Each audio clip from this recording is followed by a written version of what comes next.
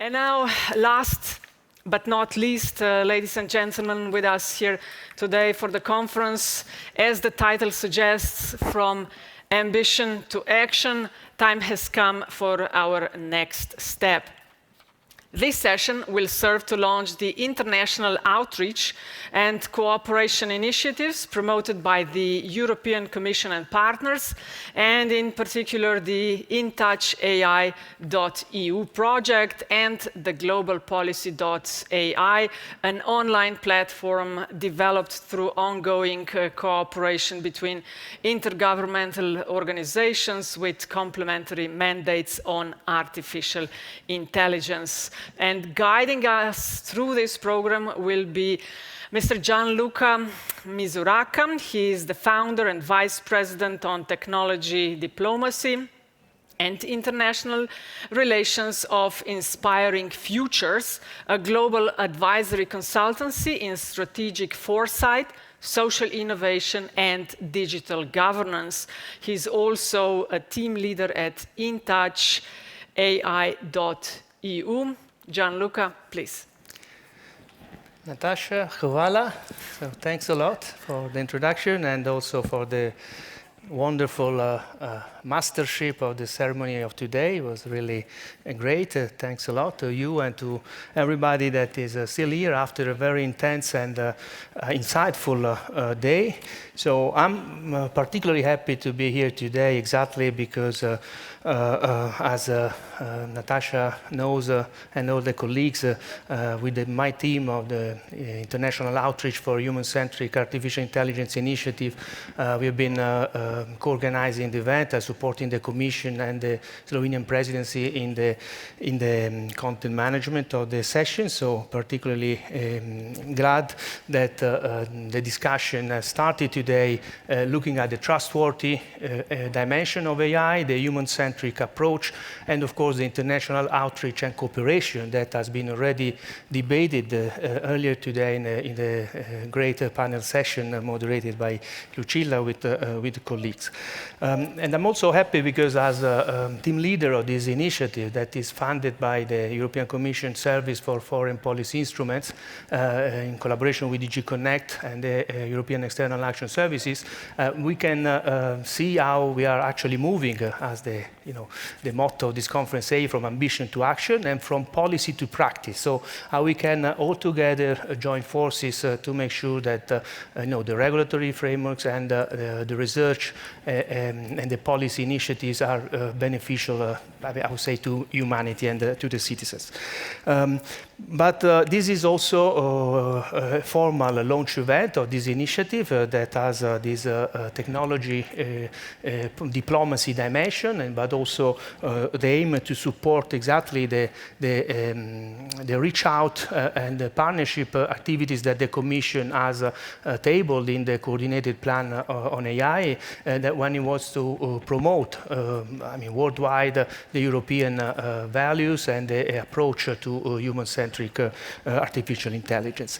And that's why in these multi-stakeholder partnerships agreement discussion, and also we are very happy to have Andy and Mr. Wyckoff here because with all the other partners we are also launching at the same time, and we are particularly pleased the Globalpolicy.ai initiative. That is a platform where it was already mentioned today, but we will know a bit more today now how it is planning to move forward. So with no further ado, and I will introduce all the speakers one by one for a first short statement, and then we can actually exactly think about the future. That's exactly what we are here for. We have done, the Commission and all partners, this was reflected this morning, have done a great job so far, setting the ground for exactly the future of the next generation. And so this is where with our initiative we want to support this further work.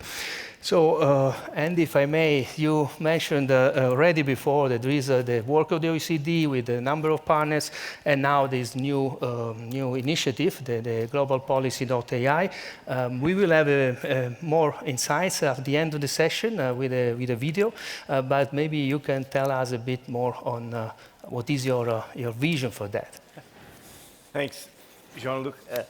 And before I get into Globalpolicy.ai, I just want to take a moment here to congratulate you specifically and the European Commission, Lucilla, for the InTouchAI initiative, which I think is an amazing step forward too. And we at the OECD look forward to working with you and cooperating with you on that initiative as it takes further steps forward. And as you said, I'm really thrilled to announce the launch today of the Globalpolicy.ai. As we were discussing earlier, it brings together 8 different intergovernmental organizations. That in itself is a fairly non-trivial step. But for me, the reason why it's really important is twofold. One, it helps the OECD make good on one of the principles of its own AI principles, which is to enhance international cooperation, get our handshakes together so that these principles can really begin to work across the globe, because as we've said, this is a global technology. It's not going to work if it's just the 38 member countries or just the EU. And I think we all believe in the end goal of implementing the Sustainable Development Goals and improving welfare for the citizens of the globe. And it's just, that's in all the mandates of the IOs that have come together today to make Globalpolicy.ai. Now, truth be told, our missions and mandates and the way we're organized are all a little bit different. I actually think that's a strength that allows us to be truly complementary, as we said in the earlier session. So just to end, because we will provide more concrete information in a second, the main initial goal is to really bring together all the different initiatives that all the different international organizations are working on to have a one-stop shop so that people can see what's going on, and so we can better coordinate with each other and improve the job that we're doing.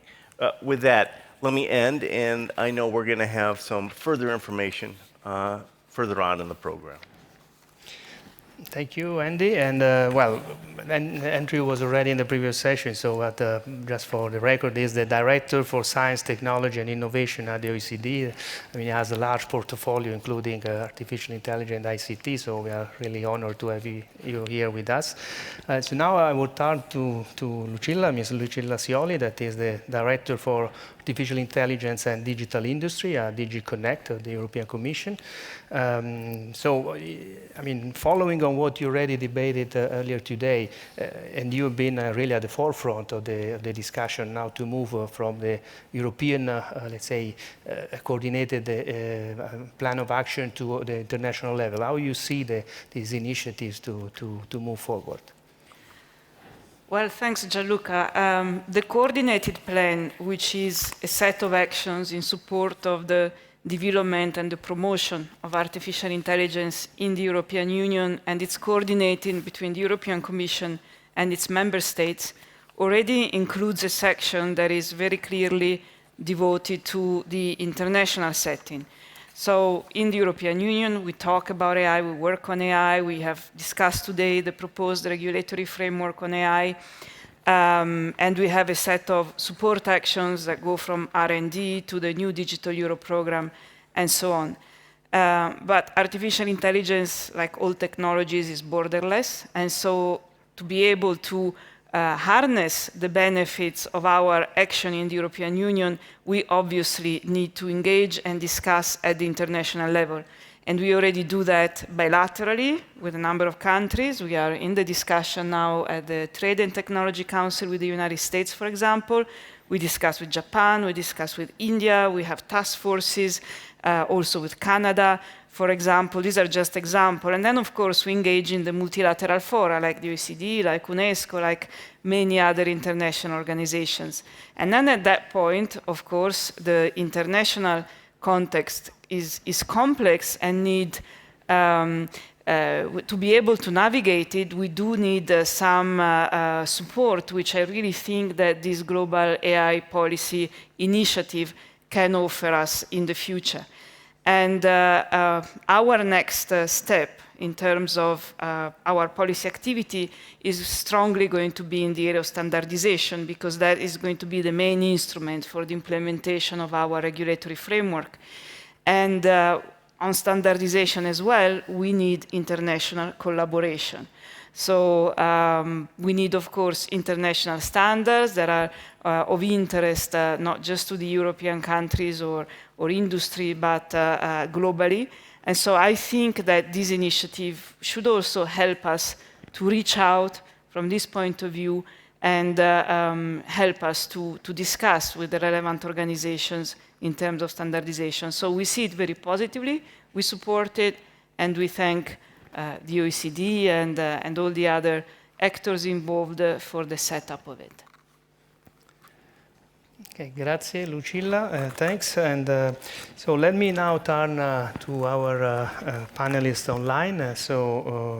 We have Stefan Schleuning, that is the head of unit at the Service for Foreign Policy Instruments of the European Commission. He's in charge of industrialized countries and foreign policy support, and he has an extensive experience also in the field outside of Europe, so in various delegations. So Stefan, can you please also elaborate on what Lucilla already anticipated on the fact that there is this, let's say, strategy for partnership building with like-minded countries, and also how you see, let's say, this initiative that we are formally launching today could contribute to establishing this platform for diplomatic debate. Yes, thank you very much, Gianluca. Good afternoon from Brussels to all of you. As you said, Gianluca, I'm heading a unit here at the Service for Foreign Policy Instruments that basically has as its core mandate to support EU foreign policy worldwide through project support, underpinning our key policies. So I'm not an expert, as most of you, I think, specifically on artificial intelligence, but I'm here with my team to basically support you through dedicated projects that accompany our key policies. And let me just say, I think tomorrow morning at 9 o'clock, Commission President Ursula von der Leyen will address the European Parliament, the State of the Union address. And I think, as all of you know, digital together with the Green Deal, I think, is the flagship priority of the current Commission. So all that to say that it is not a coincidence that I think we are now launching this new 2.5 million flagship project, InTouchAI.eu, that you refer to. And I'm very happy that together with Lucilla and her team and DG Connect, we put this into place, and with you, Gianluca, and the entire team, we are looking forward to successful implementation and close cooperation with partners like the OECD, the World Bank, and others. Very briefly, maybe on the broader context, and you might have covered some of that earlier. Lucilla alluded to some of the points, so I will be extremely brief. I think it's not a new topic. I think back in the mid-80s, we had a UN report on the common future already highlighting the potential of technology, of digital solutions for sustainable economic growth, but also highlighting the related risks, governance risks in particular for developing countries. I think, of course, things have accelerated today. The digital revolution, digital technologies are really on top of many agendas and also on top of international debate, and the key for geopolitical future partnerships between the EU and partners, like-minded partners in particular. I think the EU is in a unique position because it combines a strong, regulatory aspect of its work. I think you're all familiar with the recent initiatives, regulation on personal data, the ethical approach to artificial intelligence. But at the same time, the EU, with the member states, is also the world's largest donor of official development assistance. We are at the beginning of a new funding cycle worldwide under the Global Europe and Global Europe instrument, where digital cooperation, and I think that's quite a change to earlier funding cycles, will be one of the key priorities of our official development assistance worldwide, from the neighborhood, in the east, south, but also in Asia, in Latin America, in Africa. So it is one of the key priorities, and the project we are launching today also as part of the conference fits very well into this context. So, well, let me stop here. I think I have an opportunity at the end to say a few more words specifically about the project, but very happy that this project is starting, that we can fund it, and that I'm with you for that panel. Back to you, Gianluca. So, danke, Stefan. I'm also very much fond of not only the digital development, but also the digital for development. So I think we are really at a crossroads for how to use this technology also for international cooperation and development. And also very curious, I think, as everybody here, to listen to the President von der Leyen State of the Union tomorrow, where clearly the topic of leading the digital decade and how we can also contribute with our let's say 2 cents to this will be addressed. But talking about the future, in fact, we have also the pleasure to have here Ms. Eva Kaili. Eva is a member of the European Parliament, and she is actually the chair of the Future of Science and Technology panel in the Parliament, the so-called STOA, and also the Center for Artificial Intelligence. So she has a vast experience on the technology side, but also the international relations. So very pleased to have you here with us. And please. Gianluca, the honor is mine, and to Lucilla and everybody that has worked towards this direction. Since 2016, the European Parliament has presented its opinion on the ethics, as you remember, on robotics, and then later for the industrial policy and artificial intelligence. And we called for a human-centric AI, for ethical limits to autonomy, and to have a trustworthy artificial intelligence. Until recently, that the resolution was presented, and now the AI Act is being planned.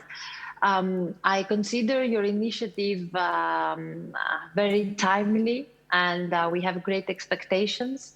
As whoever has worked in the field of artificial intelligence the recent years realizes that the challenges that we face are cross-border with this technology. It cannot be addressed with domestic measures.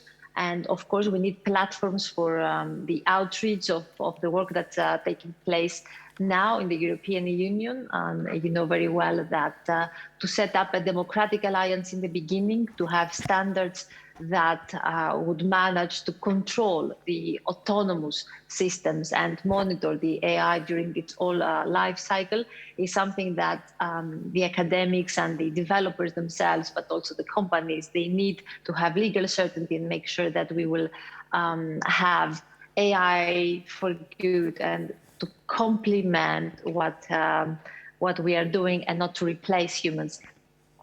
Just to your information, and as you mentioned, we established the Center for Artificial Intelligence under the Science and Technology panel. That happened in 2019, and the end of 2019, in order to collaborate at the parliamentary level with the Global Parliamentary Network, for example, of OECD, that we launched the partnership to discuss also the approach of the parliaments for the standards that we would like to to see and make sure that we will collaborate also with IEEE. And we have an Athens roundtable and rule of law, a yearly event, an annual event, where we're trying to see what are the basic standards that we should agree. And then your initiative comes to make sure that we will not have fragmentation, we will not have multiple initiatives, but we will have a coordination of initiatives, and we will be able to ensure that we will not have a similar situation like with UK presenting a law where human oversight is not accepted, that we will agree and we will manage to work together hand in hand. And for example, not to have algorithms that could be trained in non-democratic states, because we want to have algorithms that they don't have bias or discriminations. So I believe to bridge the gap in this geopolitical dimension, your initiative is exactly what we need. And this ethical code of conduct that in the end we want to agree has to be respected, and also monitoring that it's respected during the life cycle of AI systems, both in the public but also in the private sector and entities. So it's important not only to cooperate for standards, of course, but also on expertise, on funding, on a way to exchange data in a safe way, and of course to build infrastructures that we will manage to use, for example, to respond to challenges like this pandemic, when, as you remember in the beginning, we were collecting data from Europe itself, 24 member states, but in such different standards that it was impossible to understand the patterns of this pandemic. And it could provide great value for the scientific work if we manage to have it already done, because the technologies exist several years now. Finally, since we're having our event also with STOA for the Athens Roundtable that I mentioned, 6th or 7th of December, there we discuss also with IEEE, with UNESCO. So we are building also in parallel to what you're doing, our understanding how we can address the challenges also of the new AI Act. For example, what should be banned and what shouldn't. What do we mean by risk, and of course the conformity assessment, if it should be self-regulation or not at the monitoring, enforcing and supervision stage. So these are all very important topics, and I will be happy to keep working with you and learning also from you. And thank you for having me today. Well, Efkaristo, Eva, and so thanks also for this overview of the important activities that are happening also from the European Parliament with the leadership, under your leadership and other colleagues. So let's now move on I mean, we already had earlier some interaction and exchange with the other side of the Atlantic, and we'll have more later in the conference tomorrow. But let's now move to Washington, where we have connected Samia Melhem. And Samia is the global lead for the Digital Capabilities Community of Practice at the World Bank Group, and her responsibility include investment operation in digital platforms and services, as well as thought leadership on digital development. So Samia, very happy to have you here. So can you perhaps tell us a bit more on what the World Bank, that is also one of the partners of the Globalpolicy.ai, is planning in this field?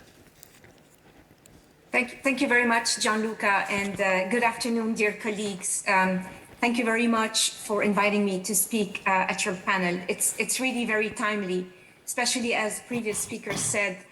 COVID-19 really was a reminder of how important it is to have the right data and to be able to communicate on time, cross-border, in order to mitigate and make the best decisions possible. So for us at the World Bank, AI is a natural continuation of earlier work done in digital development. And I can divide the work we're doing into two categories. The one that is more internal facing for our own capabilities, our own staff's knowledge, skills update and modernization as a multilateral agency. And the second one, what we are doing in terms of investment in current projects to embed AI components, AI capabilities, STEM elements to several of the projects we currently have, whether they are in digital investment, broadband, e-government, and so forth, or education, mostly support to higher education. As we all know, AI expertise requires involved education, requires typically, at least in the US, a Bachelor of Computer Science or Mathematics, and then further degrees like master's or PhD, which requires obviously the educational institution, the funding, and the skills to have the right skills, labs, professors, and accreditation in the respective universities in developing countries we support. Let me very briefly outline that internally, I'll go back to the internal capability strengthening that we have been undergoing in the last 3 years. We have created an AI lab, which acts like to experiment how AI can help in projects. So project managers of investment operations seek out the AI lab for particular activities testing. We now have a data lab, which is mostly looking at geospatial data, and it's been instrumental in the COVID response for the World Bank.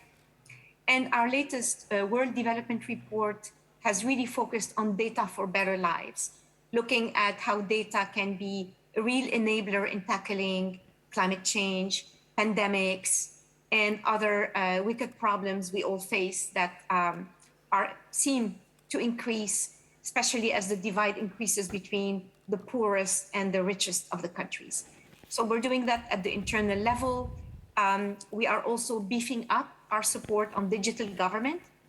We observe AI policies for our client countries are a natural continuation of digital government strategies. Gianluca, you know more than anyone I know about this. So we are also supporting digital government authorities, better understanding AI through several diagnostic tools we have.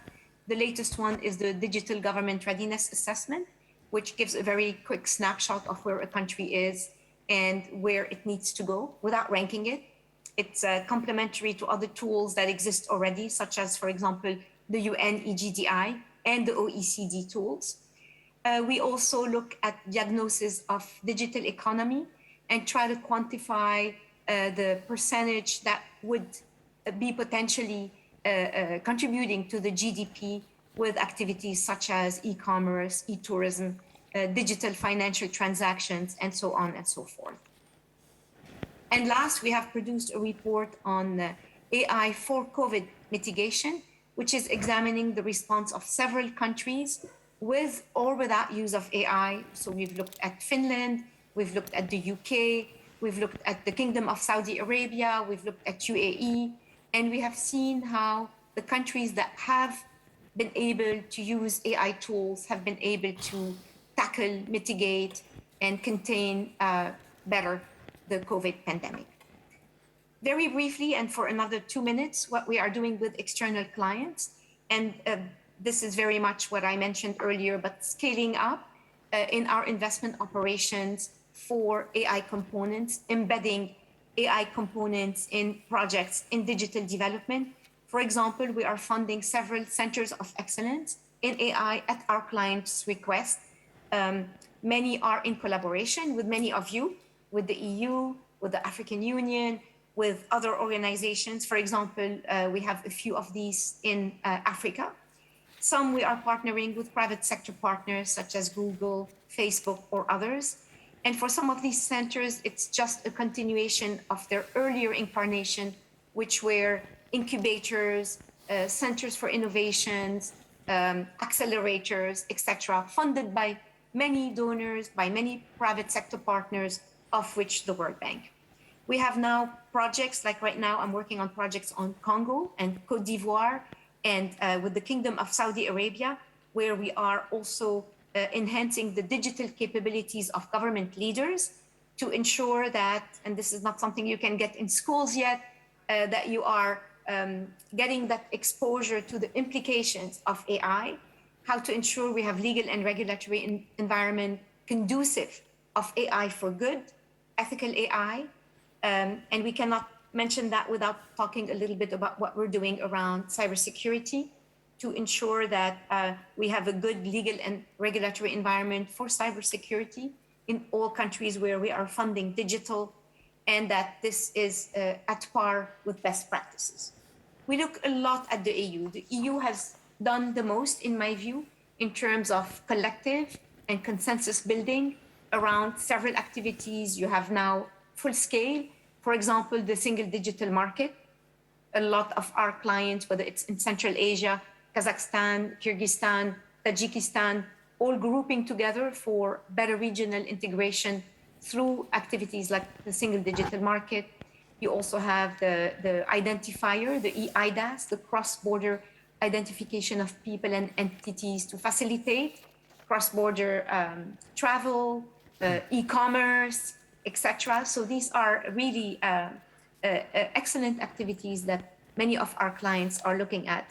So it's no surprise that the subject of what we're discussing today, InTouchAI, AI for better policies, for better integration, and for tackling climate change, notably, would be extremely useful for us to follow at the World Bank.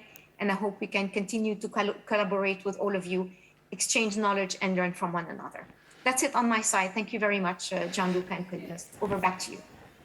Shukran, Samia. And thanks a lot for this overview. And let's now come back to Slovenia. And so the minister said this morning, and also the nice video we had for the opening, that Slovenia is the land of AI. And when it comes to AI and Slovenia, everybody knows Marko Grobelnik. Very happy to have you here with us. So Marko is a researcher in the field of AI, but is also he was a digital champion of Slovenia, and he represents Slovenia in the OECD AI Committee, the One AI, the Council of Europe Committee on AI, CAHAI, and the GPAI. And he's also co-founder of the UNESCO International Research Center on AI, IRCAI. So yes, please tell us a bit what you are cooking now here in Slovenia with AI. What we are cooking, a lot of things, I guess. Basically, first I wanted to say maybe a few words from this perspective of a researcher, long-time researcher in AI. So I joined the institute in this AI department in early 80s, right? So before the first rise of AI, right? So that was AI winter, AI summer. Now it seems like it's kind of summer again, right?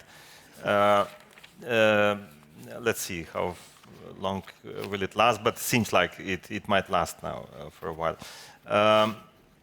Now, AI made a long way, right? It was totally below the radar for many years, except maybe in a couple of movies here and there, but basically it didn't impact our lives, right? Until sometime like early 2000s, I guess 9/11 was really big breakthrough because it was huge investment into not really AI, but data mining, which is technically the same thing, right?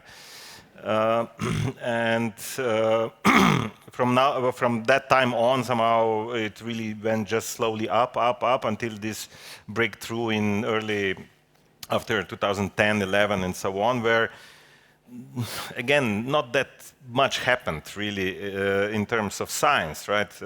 Innovations from 50s actually came alive, right? Due to huge computing power, data, and so on. So in terms of science, was not that big breakthrough, right? But in terms of societal impact, it really was quite an impact, because suddenly computers started seeing things, hearing things. So computers got senses. Before, computers didn't have senses, right? Plus, there was translation, lots of improvement on the language, and other couple of things, right?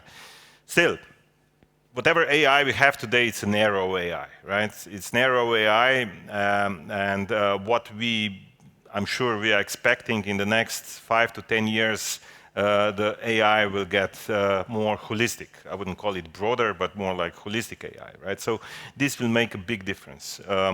And it's interesting what this breakthrough from last 5, 10 years ago caused, right? So all, well, the governments and in EC, international organizations and so on, started feeling the need, I wouldn't say fear, but the need to regulate this beast, which seems like a little bit a beast with uncontrollable consequences, or at least we can sense some of the consequences, but it's not totally clear.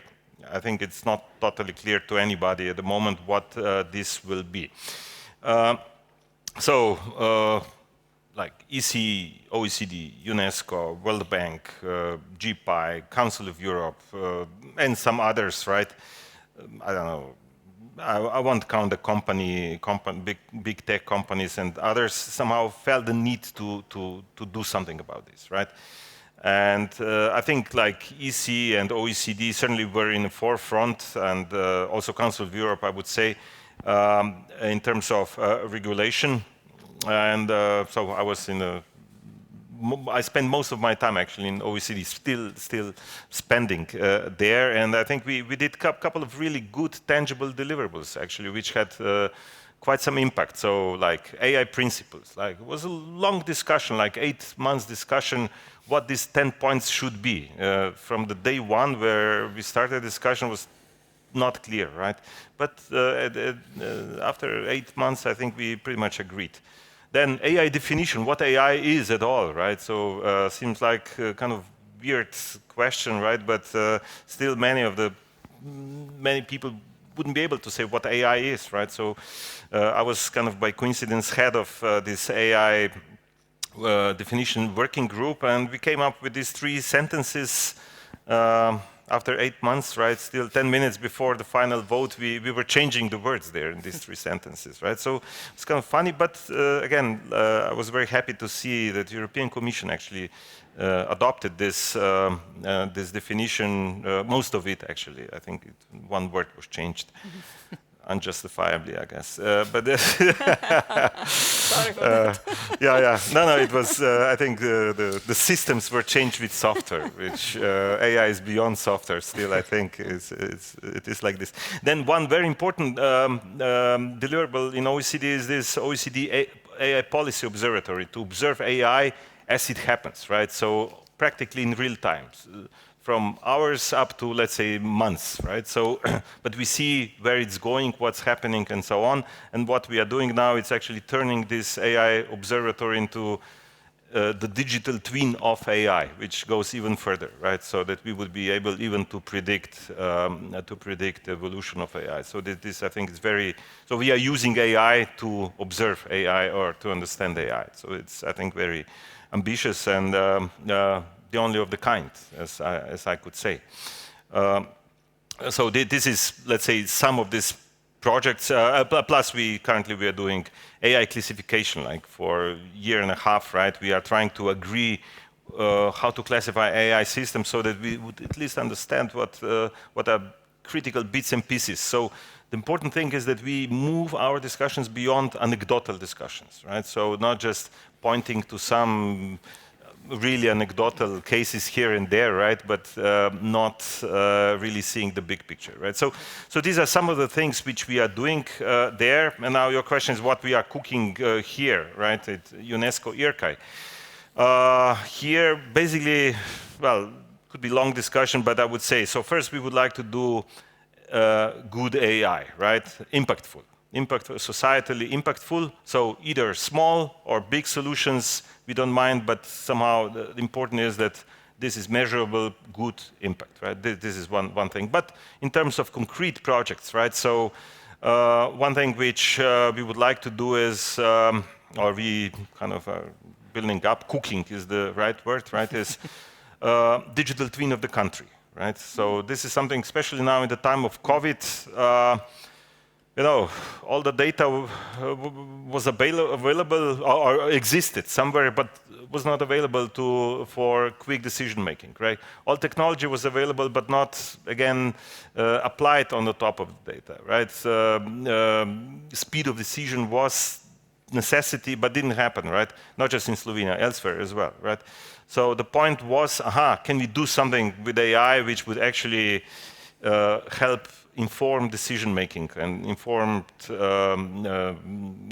policy making, including situational awareness, strategic foresight, and these kind of things, right? And this is not just for the purpose of the country, but also for the purpose of, well, doing good AI, right? So across pretty much all the SDGs, which we are aware of, all these 250 indicators, right, which we need to understand.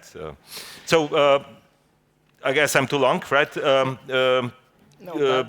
This is so much about cooking, right? Yes. Yeah. But actually, I'll pass you back the floor for seeing, in fact, what you are cooking and all the organization are cooking, how this can be actually then served to make sure that exactly the objectives that, I mean, earlier in the panel today, but in general, it seems there is an agreement, a general agreement on the fact that, you know, if you really want to achieve some substantial impact in this field, there's the need to strengthen the cooperation between all the international organizations. So that's why we are also here today. I think this is the other part that this conference is strongly advocating for, and how we can promote collectively a responsible development and use of trustworthy and human-centric AI, so that is, you know, developed in accordance with human rights. It was mentioned today, the democratic values of our societies, etc. So, as you mentioned, the fact that exactly in your experience and in general, there's been a lot of you know, discussion and agreement on principles, on classification. So how then we move from the principles to action? So what is the next steps? And then maybe we have a round in reverse order. So we start from Slovenia and we go back then to I mean, through everyone to Andy. So next steps would be, let's say, quickly said, so using this, well, I would say early deliverables to expand it to that level that we would actually capture this complexity of AI into something which is manageable, right? So that on one side, technicians, engineers, scientists, and on the other side, policymakers, lawyers would actually be able to talk seamlessly, right? So I think that these first 3-4 years of this initiatives, right, across all the international organizations, where we were really spending the time on learning about each other as well, about the languages we speak, right? So bridging the gap. This, I think, is a big thing. Now I think we managed sort of to bridge the gap and continue something where actually we will have some regular, I mean, some proper impact. Now, this proper impact would include getting up the speed of the development of AI. So if we are constantly lagging behind, right? So like a couple of years behind where AI is, I mean, this is not really a good job, right? So let's say, we can, these days I'm reviewing European Research Council ERC proposals, right? So these are proposals which will be done in the next couple of years, and they're basically most of they're almost all AI, right? It was not the case. It used to be maybe 10% of AI. Now it's almost like 80-90% of AI, right? So this is how the world changed, right? And so the ideas of today, the ideas which we are reading, reading today, will be implemented in the next 2, 3, 4 years, right? And will actually impact our lives like down the road, like in 5 to 10 years, right? So are we prepared for this? I wouldn't say crazy, but extremely ambitious ideas, which are just, I mean, EU is funding through Horizon Europe immense amount of AI innovation, right? So are we prepared for this, what is being funded by pretty much by us, right? So this is where we go. Well, thanks a lot. And actually, this is an excellent question also for Samia, that has a global view. So maybe she could also tell us a bit from her perspective. Absolutely. Thank you very much. I think from what we all said, it's very clear that as we move forward, we need to better collaborate, of course, amongst one another. So we have a lot better harmonized policies around AI, around data. Data knows no nation, it's cross-border, so we're not there yet, but I think adding to the dialogue and increasing the awareness around the issues will get us all to a point where we have a lot more consensus than divergence. We also need to better collaborate with the private sector. So far, in terms of the public sector, we are watching, observing AI and looking at it, for example, for COVID, it was dictated by a pandemic. It is very clear it has to be used on a continuous basis for the public good, for better service delivery, for proactiveness, yet without being intrusive. So getting that balance is very important.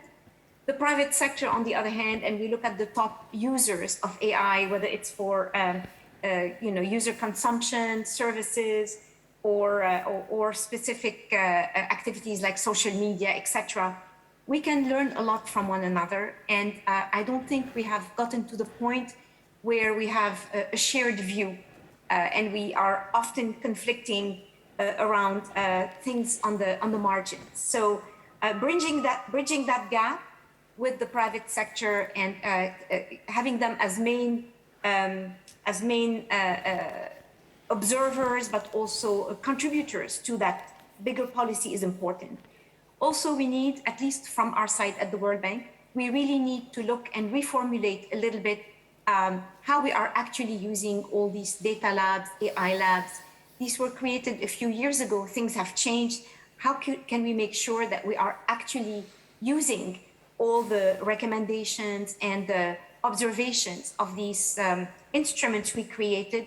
OECD, of course, has one, as well as the EU. How can we use these in the most accurate and practical way for us all?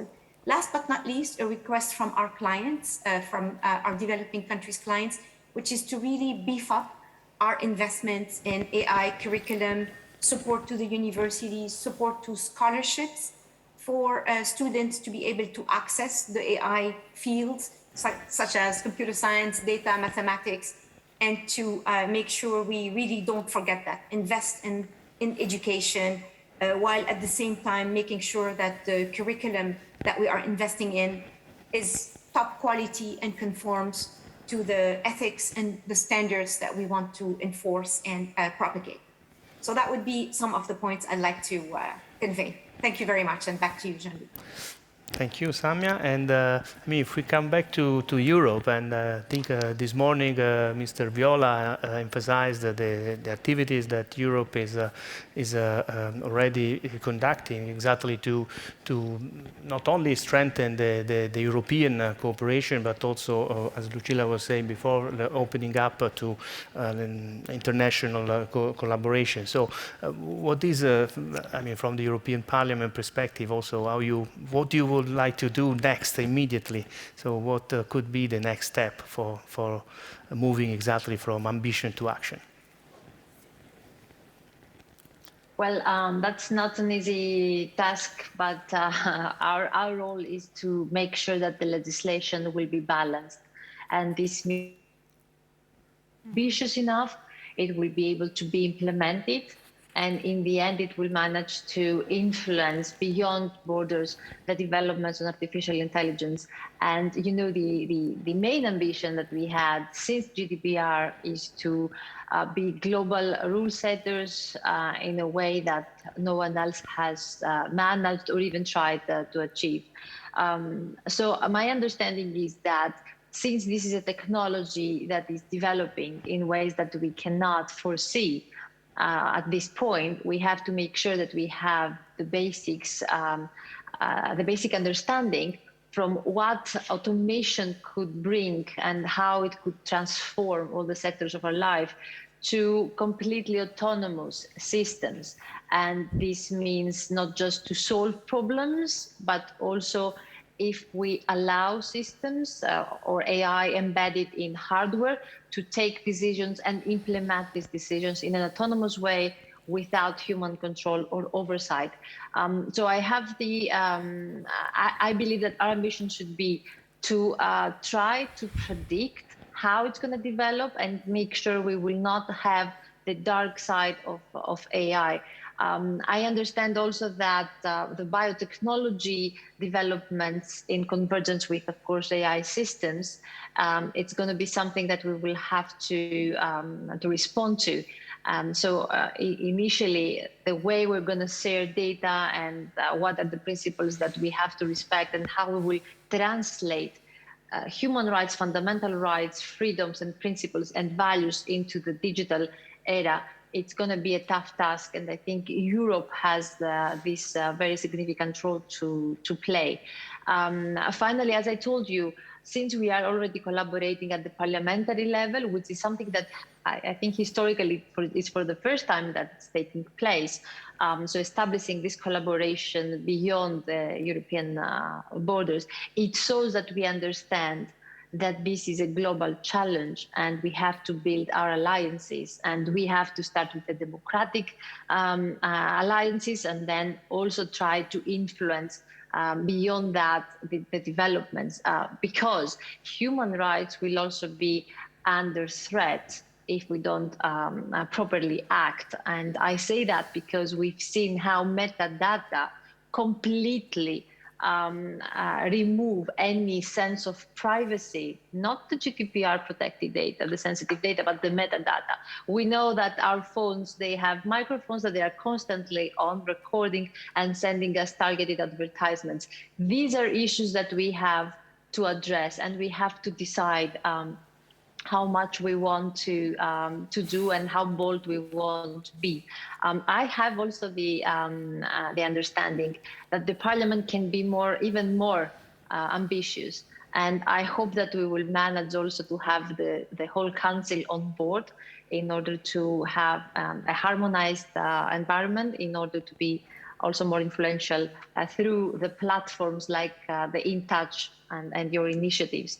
I hope that through several discussions and workshops, we will also respond to the questions that remain unanswered at this point. For example, do we accept facial recognition in public spaces for any reason? Do we accept to have the possibility, without breaking encryption, to filter content against crimes that might be committed against children or children's trafficking or terrorist attacks, possible terrorist networks?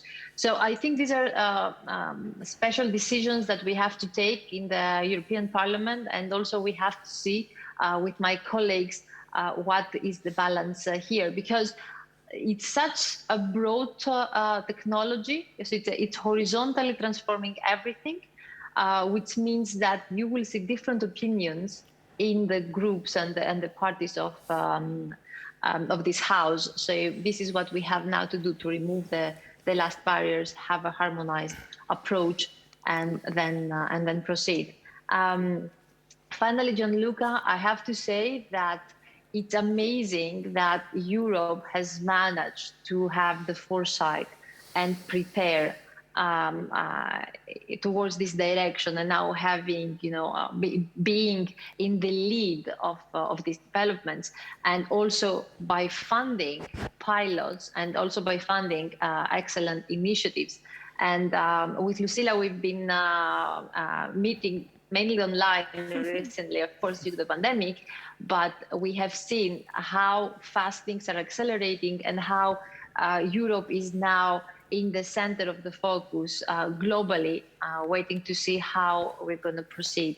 So we have a tough task. We have to work on the AI Act, then we have the Data Act for the industrial data, how we're going to exchange them.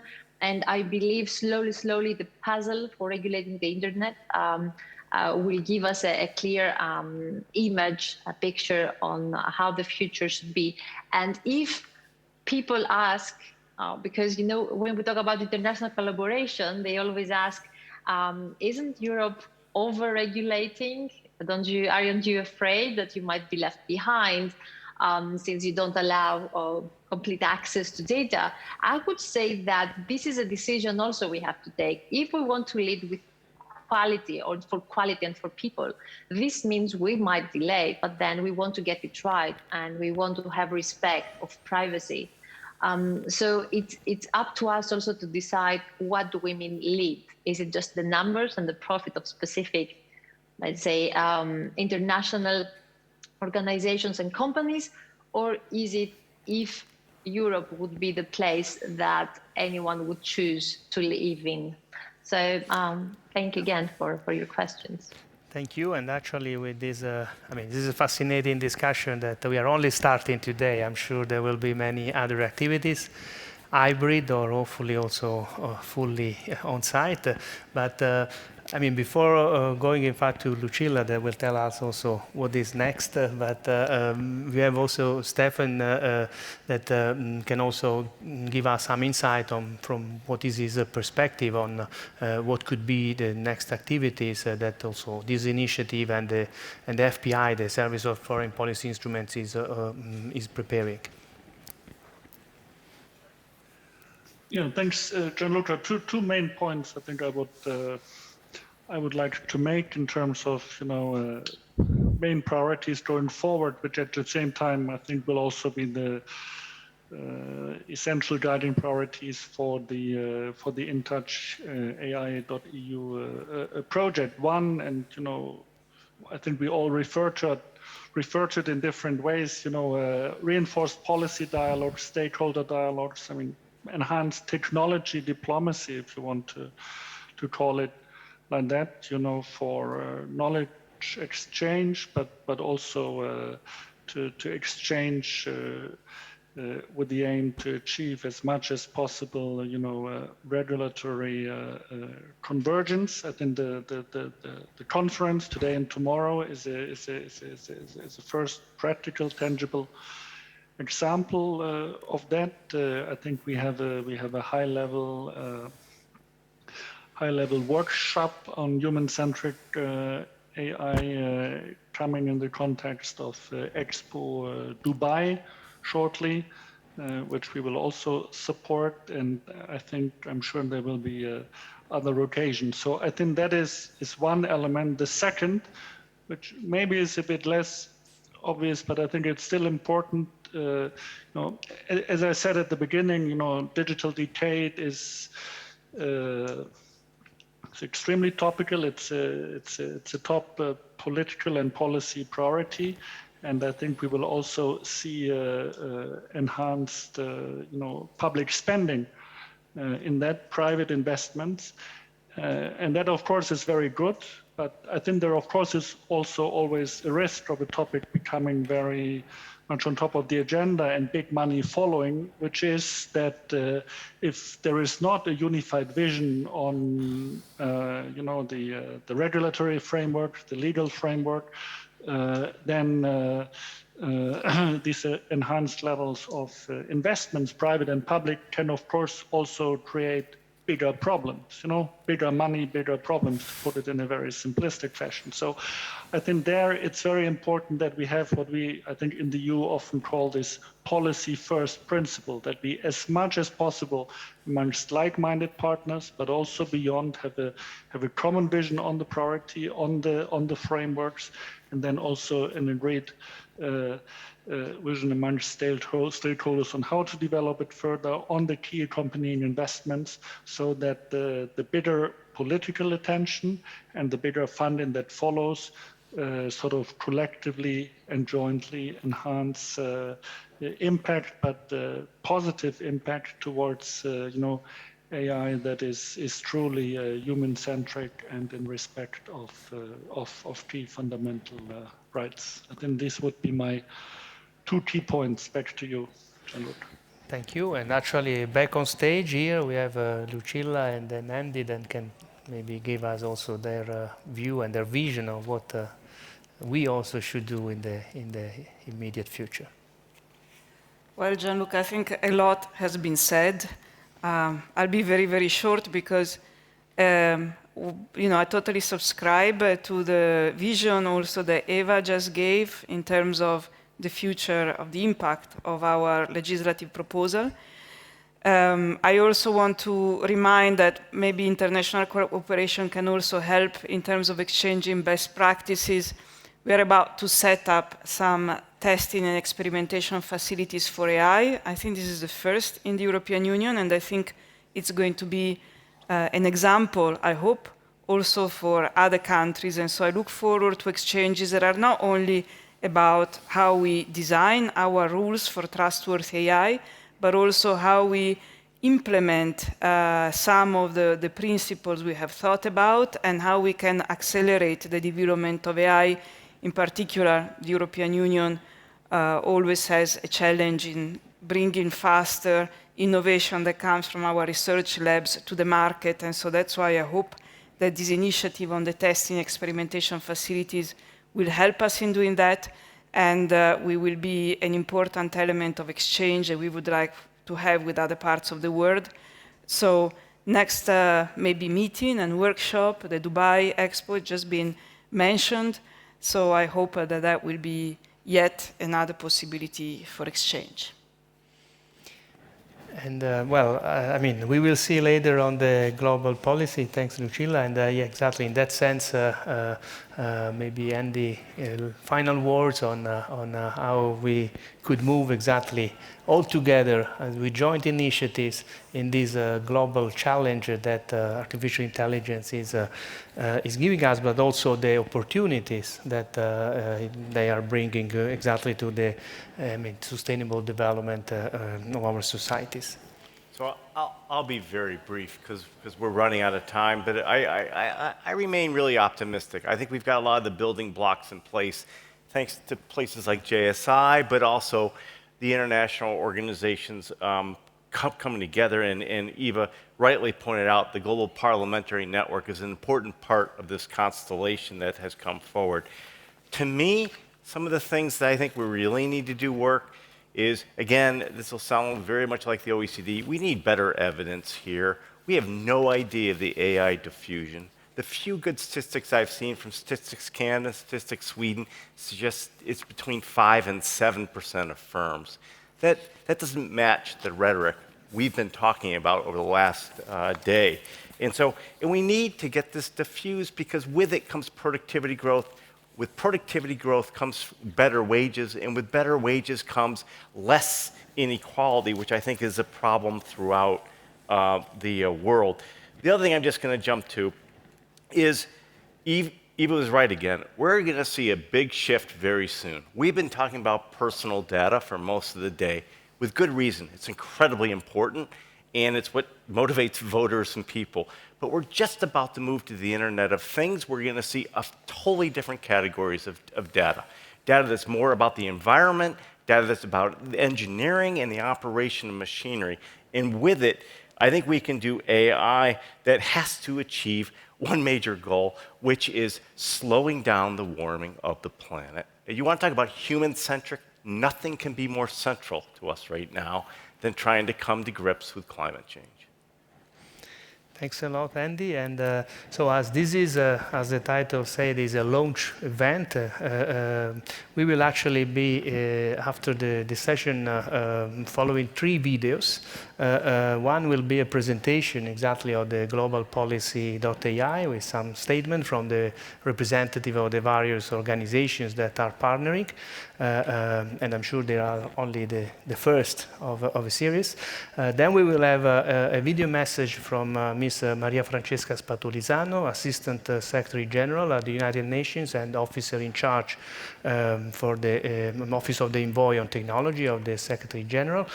She would have liked to be with us live, but was not possible. But hopefully we will invite her to Expo Dubai when we will meet next, as it was mentioned. And also we will have a short video from Ms. Hilde Hardeman, that is the Director and Head of the European Commission Service for Foreign Policy Instruments. So having said that, I want to thank Marko, Samia, Eva, Stefan, Lucilla, and Andy. So thanks a lot, and I'm sure that we will get in touch. AI.eu. Thanks. Thank you.